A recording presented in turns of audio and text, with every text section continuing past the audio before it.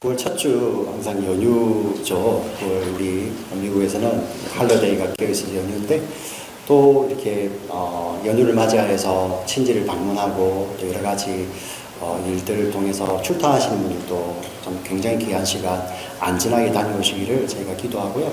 또 이렇게 교회에 함께 머물러 계시면서 주일날 같이 우리 예배 한 가족 예배로 돌려드리는 저와 여러분이 얼마나 귀한지 모르겠습니다. 우리 전후좌우에 계신 분들 정말 주님의 이름으로 한번 축복했으면 좋겠습니다. 주님의 이름으로 축복합니다 하시면서 6분 이상 주님의 이름으로 축복합니다. 네. 교회 처음 나오신 분들에게 굉장히 어색할 건데요. 곧 익숙해집니다. 네, 물론 20년이 지나도 안 익숙해지는 분들도 있죠. 네. 그런데 표정 변화가 조금 있어요. 네, 감사합니다. 미국에서 살면서 하나 조금 한국에 있을 때하고 좀 다른 게 뭐가 있냐면은 여러분 우편함을 열어보는 시간이 한국에 있을 때보다 더 많아진 것 같지 않습니까? 예, 한국에 있을 때보다 훨씬 더 우편함을 이렇게 매일 열어봐야 돼요. 우편을 자주 체크업을 해야 되죠. 물론 이제 한국도 아파트 같은 경우는 이제 우편함이 따로 있지만 예전에는 집으로 이렇게 바로 우리 문 밑으로 들어오기도 하고 그랬잖아요, 그죠?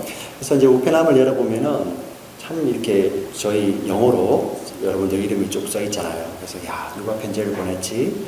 하얀색, 그죠? 하얀색 종이 이렇게 예쁜 복뒤에 편지를 보내서 정성껏 뜯어봅니다. 정성껏 뜯어보면은 1999 가지고 예, 우리 예, 그 뭡니까? 우리 인터넷 예, 빅세일 하니까 그런 것을 그러죠. 1999. 예, 또 어떤 것은 뭐 여러 가지 뭐 congratulations 뭐 하면서 이런 알고 보니 그냥 광고인 거예요.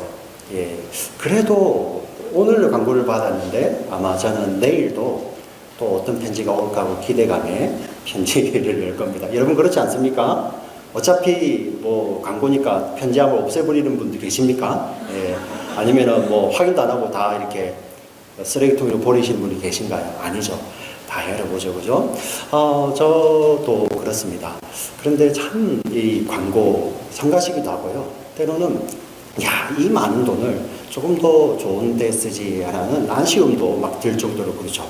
자, 그런데 여러분 정말 여러분들이 기다리시는 아니 여러분들이 과 깊은 관계를 맺고 계시는데 전혀 예기치 못할 때 편지가 오게 되면 여러분 어떻습니까? 예, 가슴 뛰지 않습니까? 예, 특별히 우리가 어떤 특별한 환경일 때 여러분 그 편지를 받는 기쁨은 말할 수 없어요. 우리 한국의 우리 남자분들 군대 갔다 오신 분들 잘 아시죠? 군대가 어떤 곳입니까? 사실 내가 원하면은 언제든지 들어갔다가 나올 수 있는 곳이 아니죠, 그죠? 내가 원하든 원하지 않든 일단 들어가면 있어야 돼요. 내가 원한다고 나올 수 있는 곳이 아니죠, 그죠? 원하지 않아도 거기에 머물러 있어야 되는 곳입니다. 그런 곳에 어떤 편지가 오게 되면 그것도 사랑하는 뭐 우리 여자친구들 아니면은 가족들, 아내, 아버지, 어머니로부터 편지가 오게 되면 여러분 어떠셨어요? 지금 이제 그때 주고받으신 분들 지금 얼굴에 미소가 이렇게 싹 하죠, 그죠? 네.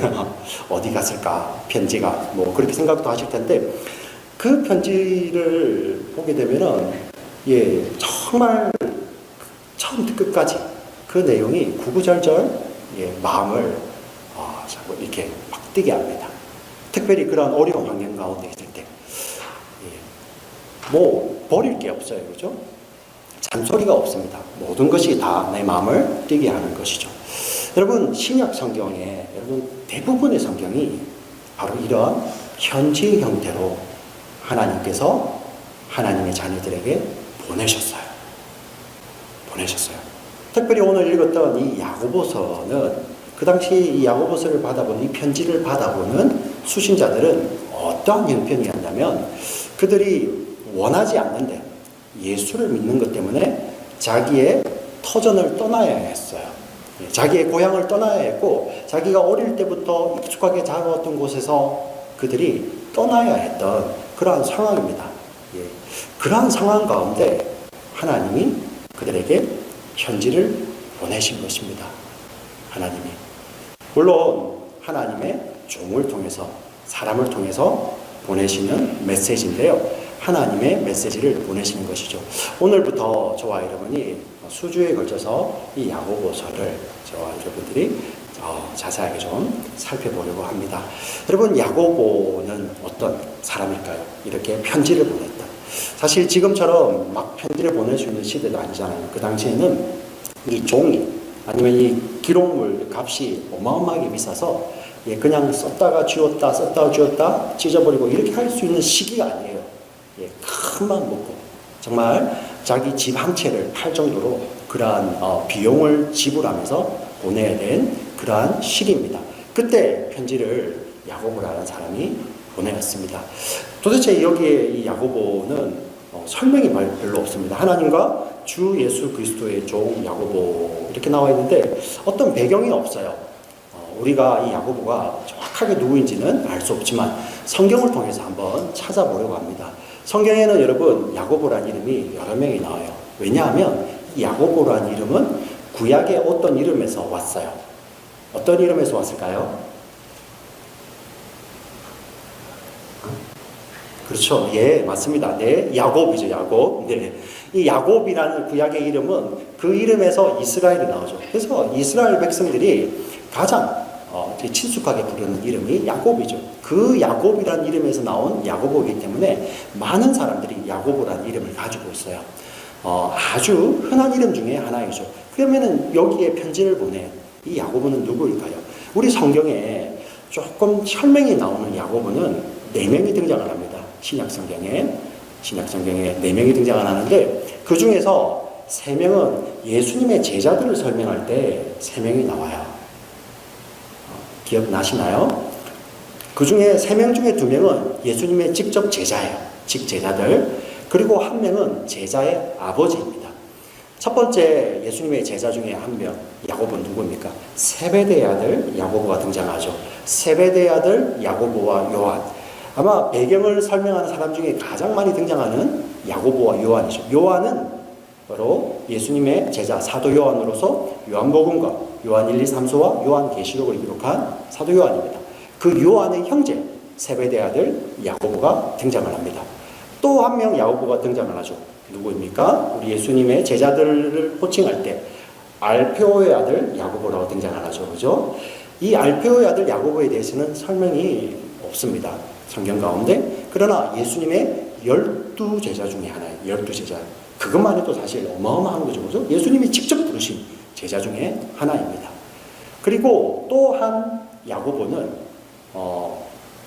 아들의 이름이 나와요. 야고보의 아들. 그러니 유다를 어떻게 설명하냐면은 야고보의 아들이라고 해요. 그 유다는 여러분 마태 마가복음에 나오지 않지만 누가복음에는 이렇게 야고보의 아들 유다가 나오거든요. 마태 마가복음에는 이 사람을 다데오라고 설명을 합니다. 다데오. 이 다데오라는 인물이 누가복음에서는 그 아버지의 이름을 밝히면서 야고보의 아들 유다라고 이야기하죠. 이 사람이 또 요한복음에도 나오죠. 그죠? 여러분 요한복음 14장 22절. 예수님께서 이제 유월절 저녁 만찬 하실 때 그 가운데 예수님에게 질문을 던졌다. 이렇게 나와 있죠. 가룟인 아닌 유다가 예수님께 질문을 하죠. 요한복음 14장에 그 유다입니다. 야고보의 아들 유다. 사실 여기에서 이 예수님의 제자 가운데 2명은 제자고 1명은 제자의 아버지로 이렇게 3명이 등장을 합니다. 그리고 마지막 1명은 누구냐면 여러분 잘 아시는 예수님의 친동생 야고보입니다. 예수님의 친동생 야고보. 그래서 우리 복음서에 여러 번 등장을 하죠. 특별히 복음서에 보면은 예수님이 공생애 활동을 하실 때 예수님의 친동생들마저도 예수님을 믿지 아니했어요. 그 말은 무엇이냐면은 예수님이 가르침이나 예수님의 능력을 믿지 않았다기보다는 특별히 요한복음에서 그들이 믿지 아니하였다 이렇게 표현을 많이 하는데요. 요한복음은 어떤 맥락에서 그렇게 말씀을 하냐면은 그들이 예수님의 친동생들이 예수님이 하나님의 아들인 것을 믿지 아니하였다는 것입니다. 여러분들 이해가지 않습니까? 여러분 태어났는데 조금 자라다 보니까 형이 한 분 계셔. 근데 그 분이 자신이 하나님의 아들이라고 하셔. 뭐 아무런 감동이 없죠, 그죠? 예, 사실 뭐 이해가 안 가는 것도 아닙니다. 근데 그들이 그렇게 공생의 내내는 예수님의 능력에 대해서는 그들이 의심하지 않았어요. 그래서 여러분 요한복음 강의 때 기억나시겠지만 그 형제들이 형님 당신의 능력을 여기에서만 보이지 말고 빨리 예루살렘 올라가셔서 당신의 능력을 더 드러내세요. 예. 그런 이야기까지 하죠. 근데 그러면서도 예수님이 하나님의 아들인 것은 믿지 않았다는 것입니다. 근데 그들이 언제 믿게 되냐면은 예수님이 십자가에서 죽으시고 그 죽으신 예수님이 부활하신 후에 그 부활의 주님을 만난 후에 그들이 비로소 인격적으로 그 예수를 하나님의 아들이라고 고백하게 됩니다.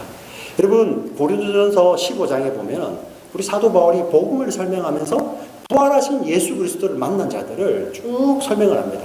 그 가운데 큰 무리들도 이야기하지만 그 가운데 정말 중요하게 만나줬던 예수님께서 만나셨던 보이셨던 그 개인들을 따로따로 이야기를 하고 있어요. 우리 고린도전서 15장 말씀을 한번 볼게요.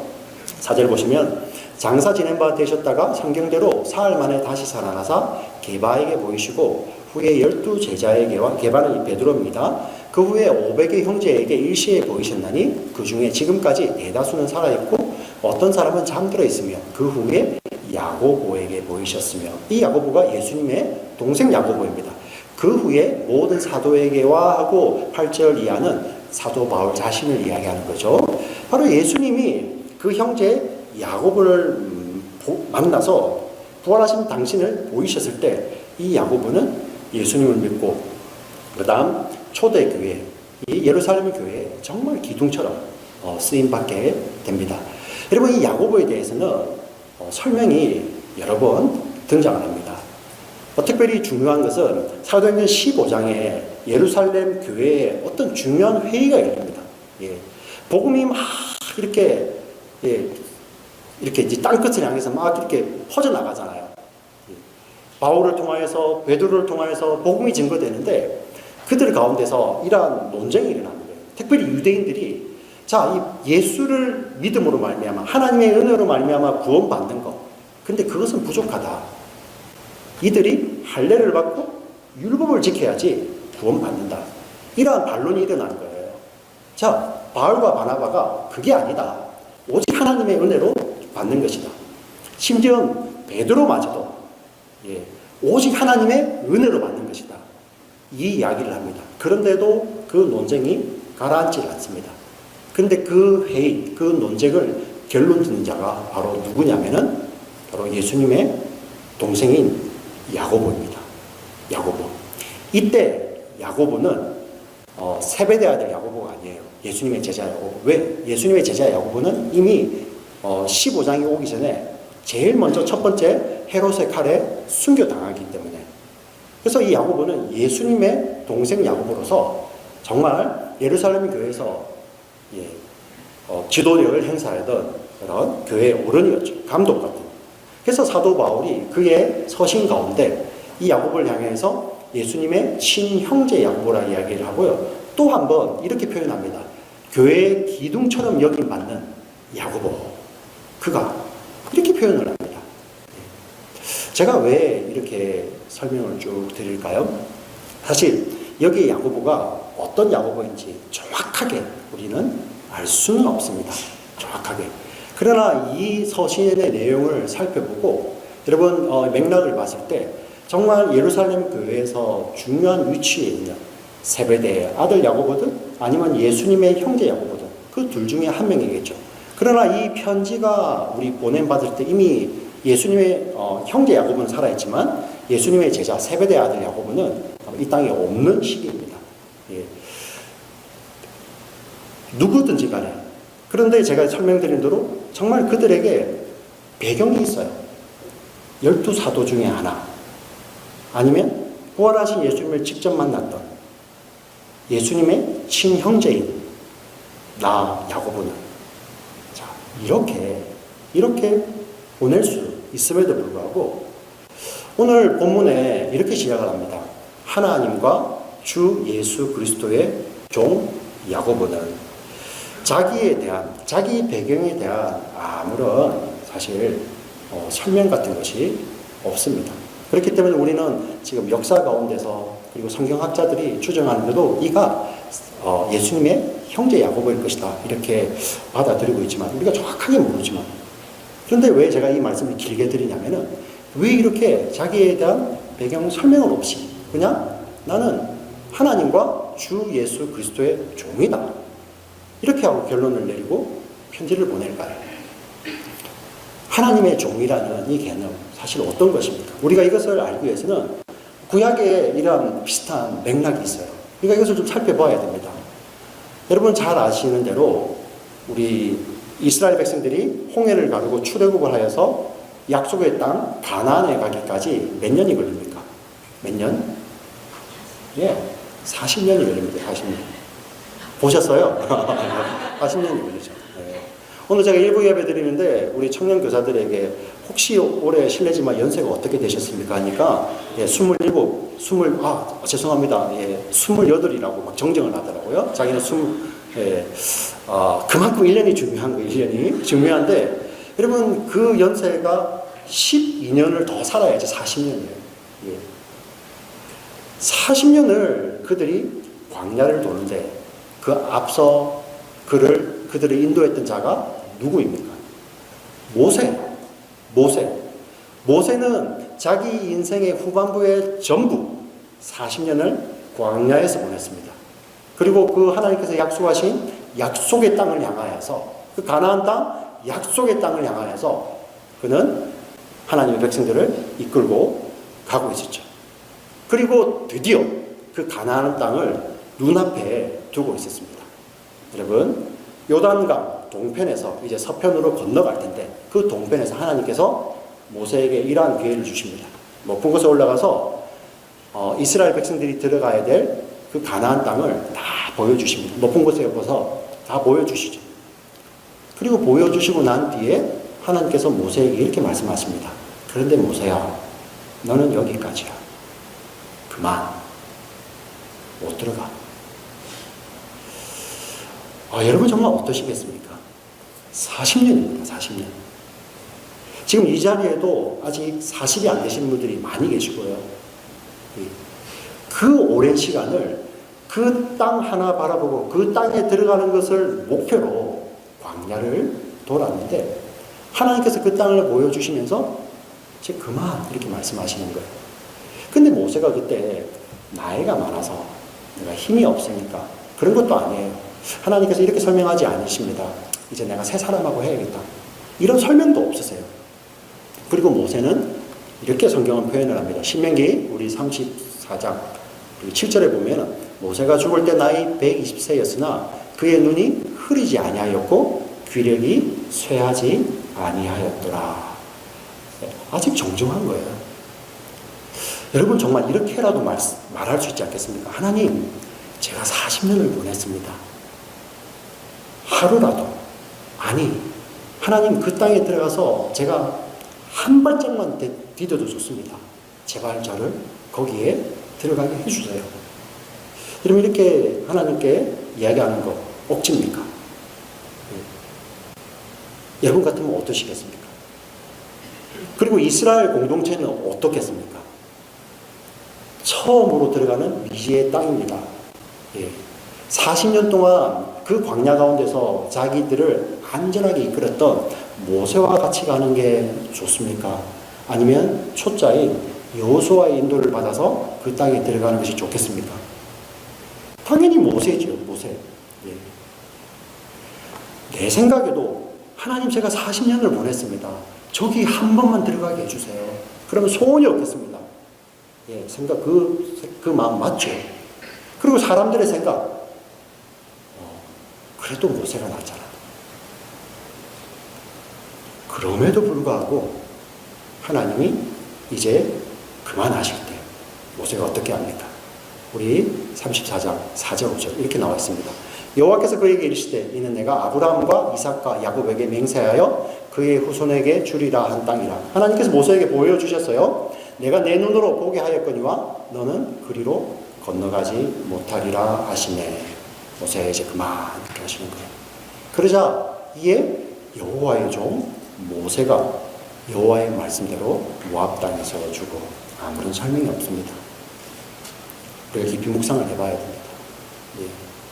여러분 그 땅에 대한 열망은 거기에 있는 누구보다도 모세가 강할 것입니다. 그렇지 않습니까? 그 백성 누구보다도 모세가 그 땅에 대한 열망이 강할 것입니다. 근데 하나님께서 모세야 이제 그만하실 때 여호와의 종 모세는 거기에서 그대로 순종합니다. 여러분 이게 무엇입니까? 내가 가지고 있는 이 열망, 하나님 이겁니다. 내 인생의 목표, 이 비전보다 더 큰 것이 하나님 당신, 그분이에요. 그분. 바꾸고 말하면 모세에게 있어서 인생의 목표는 그 땅이 아니라 하나님 그 자체였던 거죠. 그러니 모세에게 하나님께서 이제 그만하실 때, 주인 되신 하나님이 이제 그만하실 때 자기의 생각, 사람들의 생각 다를 수 있습니다. 모세가요 생각이 없었던 게 아니에요. 모세가 약에 취한 것도 아니고요. 모세가 뭐 이렇게 로봇이 아닙니다. 의지를 가지고 있고요. 감정을 가지고 있습니다. 근데 주께서 이제 그만하실 때 여호와의 종인 모세가 그 자리에서 그대로 순종하는 것입니다. 이 모세를 향하여 성경은 누구보다 온유하다 하죠. 그대로 순종하는 거예요. 결국 종이라는 것은 다른 어떤 나의 삶의 스펙, 비전, 열망보다 하나님 당신이 내 인생의 목적 그 자체이십니다. 그것을 고백하는 그 고백이 나는 여호와의 종입니다. 이런 표현인 것입니다. 오늘 사도 야고보가 하나님과 주 예수 그리스도의 종 야고보, 우리가 누군지는 모르지만 그 앞에 세베대 아들 야고보, 초대교회 누구나도 다 알았던 사도 요한과 야고보의 아버지였던 세베대의 아들, 알페오의 아들, 아니면 예수의 형제, 이러한 단어들을 쓸 수가 있죠. 설명을 쓸 수가 있죠. 그러나 그것으로 자신을 정의하는 것이 아니라 나는 하나님 당신 그 자체가, 예수 그리스도 당신 그 자체가 목적인 나는 하나님과 주 예수 그리스도의 종 야고보 소개하는 것입니다. 사랑하는 성도 여러분, 지금 현재를 살아가는 우리 교회 이 시대도 이러한 사람들이 필요한 거 아닙니까? 네. 지금 시대가 어떻습니까? 인생의 스펙을 많이 늘려서 그 스펙을 가지고 뭐 섬긴다, 좋은 표현 같습니다. 그러나 그 스펙이 자랑이 되는 그런 시대가 되어버렸습니다. 교회의 문제가 어디서부터 왔습니까? 위대하고 높으신 하나님의 종이 아니라 하나님의 위대하고 큰 능력 있는 종이 많아지면서 교회가 타락하지 않습니까? 지금 이 시대 한국 교회는 어떻습니까? 다양한 스펙이 하나님을 앞서 있죠. 교회의 비전이 얼마나 많습니까? 우리가 예전에 흔히 들었던 미국을 이어서 선교사를 두 번째로 많이 파송하던 나라였는데 이제 2만 명을 파송해서 세계에서 가장 많이 선교사를 파송하는 한국 교회가 되게 해주세요. 이런 비전을 가지고 기도했었습니다. 그리고 세계에서 가장 큰 교회, 그런 비전을 가지고 기도했죠. 지금 어떻습니까? 그 비전대로 세계에서 가장 큰 장로교회, 세계에서 가장 큰 침례교회, 세계에서 가장 큰 감리교회, 세계에서 가장 큰 순복음교회 다 한국에 있습니다. 그런데 그 스펙들이, 그들의 비전들이 하나님을 앞섰을 때 지금 교회는 어떻습니까? 여러분, 이 시대에 정말 오늘 말씀처럼 그러한 스펙들로 자기의 인생을 채워가면서 그것을 가지고 하나님을 섬기는 것, 물론 귀하다고 할 수 있겠죠. 최고의 것을 드릴 수 있으니까. 근데 여러분, 어느 순간인가 나의 비전이 야망이 되어서 나의 스펙이, 나의 자랑이 돼서 하나님을 앞서 있는 시대죠. 이 시대에 이 시대에 교회가 꼭 찾는 한 사람은 누구입니까? 다른 거 없이 자기 자신을 나는 그냥 하나님의 종입니다. 이렇게 소개를 하고 하나님께서 주신 그 자리에서 묵묵히 순종하는 그 한 사람 아닙니까? 그게 저와 여러분 아닙니까? 이 야고보가 하나님의 백성들에게 편지를 보냅니다. 오늘 표현해 보니 이렇게 나와 있습니다. 다시 1장 1절을 보여주십시오. 하나님과 주 예수 그리스도의 종 야고보는 흩어져 있는 12지파에게 문안하노라. 그리딩. 이렇게 안부를 묻고 있죠. 자, 12지파라는 것은 유대인의 혈통을 말하는 12지파가 아니에요. 유대인들은 예수 그리스도를 믿지 않습니다. 예. 하나님과 주 예수 그리스도의 종. 이것은 사실 헬라어를 이해하면 하나님과 예수님을 같이 보는 거예요. 예수님이 하나님이란 말씀이에요. 예. 유대인들은 예수님을 믿지 않는데 거기에다가 보낸 것이 아니죠. 여기 나오는 12지파들은 이제 예수를 믿음으로 말미암아 새롭게 태어난 하나님의 공동체를 이야기하는 것이죠. 구약시대의 12지파가 하나님의 백성들을 나타내듯이 이제 하나님의 새로운 공동체, 예수를 믿음으로 말미암아 탄생한 새로운 공동체 전체를 이야기합니다. 거기에는 유대인이든 이방인이든 상관없이요. 누구든지 예수 그리스도를 믿기만 하면 그 안에 들어가는 거죠. 그 공동체에 편지를 합니다. 근데 여러분 여기 보시면 흩어져 있다고 이야기를 합니다. 흩어져 있다. 예, 여기서 디아스포라라는 말이 나오죠. 여러분 어떤 느낌이 드세요? 제가 서두에 말씀드린 대로 이들은 자기들이 원해서 흩어진 것이 아니에요. 우리 사도행전에 보면은 핍박으로 말미암아 그들이 흩어집니다. 여러분 유대사회 그 당시에는 사실 정치보다 더 앞섰던 것이 종교였죠. 예, 정치적으로 매장을 당해도 살 수 있었지만 유대사회에서 종교적으로 매장을 당하면 그들은 살아남지 못하는 그런 시대였습니다. 자, 그런데 예수를 믿는다는 그 이유 하나만으로 종교적으로 박해를 받고 핍박을 받던 그런 시기였습니다. 자, 그렇게 유대인들로부터 종교적 탄압을 받는데 거기에 덤으로 따라온 것이 로마로부터의 박해였습니다. 왜냐하면 로마는 그 지역, 우리 점령 지역, 식민 지역에 한 종교는 인정해 줬거든요. 그러니 대다수를 차지하는 유대교는 인정을 해줬는데 새롭게 일어나는 기독교는 천하를 혼란스럽게 한다 해서 박해하기 시작했습니다. 2000년 전입니다. 그 당시 종교적 공동체로부터 떠나게 되면 살 길이 막막한 시대인데 종교적으로 박해를 받고 정치적으로 박해를 받습니다. 정치와 종교적으로 박해를 받다 보니 경제활동에도 잘 참여하지 못합니다. 경제적으로 아주 궁핍한 시대입니다. 자, 그렇게 흩어져 있는 자들이죠. 여러분 어떤 느낌이 드세요? 여행 가는 것 같습니까? 아니죠. 그들이 그 박해로 말미암아 자기들의 터전을 잃어버린 거예요. 터가 흔들린 겁니다. 삶의 터가 흔들린 거예요. 그들을 향해서 하나님께서 편지를 보내시는 거예요. 특별히 야고보서를 보니까 그 터가 흔들리는 그 내용 가운데서 야고보서 전체 내용을 보니 그 안에 그 터만 흔들릴 뿐만 아니라 정말 우리 삶을 묵직하게 누르는 그 묵직한 무게들이 그대로 있는 거예요. 자기가 태어났던 곳에, 자기가 자라왔던 곳에서 살지 못할 뿐 아니라 그곳에, 흩어져 있던 그곳에서도 그들은 여전히 있는 삶의 무게 때문에 눌려있는 삶을 살고 있습니다. 그들에게는 여전한 고난이 있었고요. 그들에게 경제적인 어려움이 있었고요.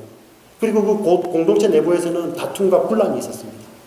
그리고 그 공동체 가운데서 또 병들어서 병원도 못 가고 병들어서 치료도 못 받는 그러한 자들도 많이 있는 그런 시대입니다. 거기에 하나님께서 그들을 문안하시는데 야고보 사도의 편지를 통해서 문안하십니다. 여러분 그 문안하는 내용이 이제 저와 여러분이 읽어갈 이 야고보서, 야고보가 쓴 편지 전체입니다. 1장 2절부터 1장의 야고보를 소개하고 1장 2절부터 야고보서 끝까지 이어지는 그 야고보의 편지가 바로 하나님의 문안의 내용입니다. 사랑하는 성도 여러분, 우리 야고보서를 부르는 또 다른 이름이 하나 있습니다. 무엇입니까? 하나님의 말씀이죠. 하나님의 말씀. 하나님께서 이 삶의 터가 흔들린 그 하나님의 백성들을 향하여서, 그리고 그 삶의 내면을 돌아보니, 들여다보니 고난받고 있고 깨어짐이 있고 공동체의 아픔이 있고 육체적인 아픔이 있는, 또 경제적으로 정말 궁핍함이 있는 그러한 삶의 무게, 그 큰 무게에 이렇게 눌려있는 그 자들 향해서 하나님께서 당신의 위로의 말씀을 보내셔서 그들을 일어나게 하시는 거예요. 우리 구약성경 우리 시편 107편 20절에 이런 말씀이 있습니다. 오늘 말씀의 설교의 제목이기도 합니다. 같이 읽겠습니다. 시작. 그가 그의 말씀을 보내어 그들을 고치시고 위험한 지경에서 건지시는도다. 그의 말씀을 보내어 그들을 고치시고 그 위험한 지경에서 건지시는도다. 여러분, 삶의 터전이 흔들리는 것처럼 그러한 위험한 지경이 어디 있습니까? 지금 우리 주일학교 아이가 나보고 인사하러 왔어요. 성도들. 좋아서 갔습니다.